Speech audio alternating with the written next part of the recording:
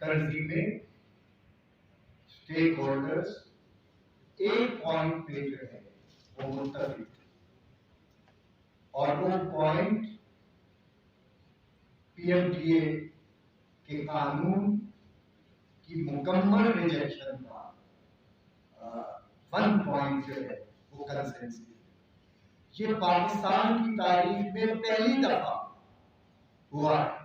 इससे पहले जितने भी कानून डिक्टेटर्स ने बनाए या जमहूरी हुकूमतों ने बनाए प्रेस को कंटेन करने के लिए, पीएफयूजे फोर्स फ्रंट पे रही, लेकिन न स्टेक होल्डर्स ने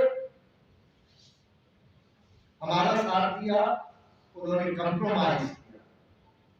इसी तरह पॉलिटिकल पार्टीज भी माजी में डिवाइडेड थी।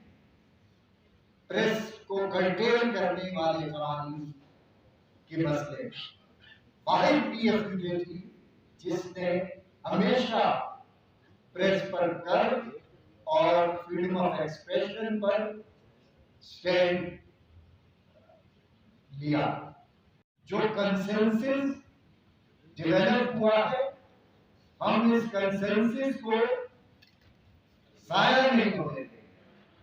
हम पीडीएमए के ऊपर पूरी कौम ने जो है वो पीडीएमए के कानून को मार्शल आई कानून करार दिया है, काला कानून करार दिया है। इस कानून को हम तस्लीम नहीं करते। और दूसरी बात यह है कि ये कानून, इस कानून पे किसी किस्म की निगोशिएशन जो है वो हम नहीं करेंगे। सिलसिले में तीसरी बात यह है कि हम इस कानून को आउटराइटली रिजेक्ट करते। इसमें ये जो कंसेंसस है, जो कौम ने डेवलप किया है प्रेस की आजादी और फ्रीडम ऑफ एक्सप्रेशन के मसले पे, उसको हम हर कीमत पर बरकरार रखेंगे और जद्दोजहद हमारी जो है वो जारी है।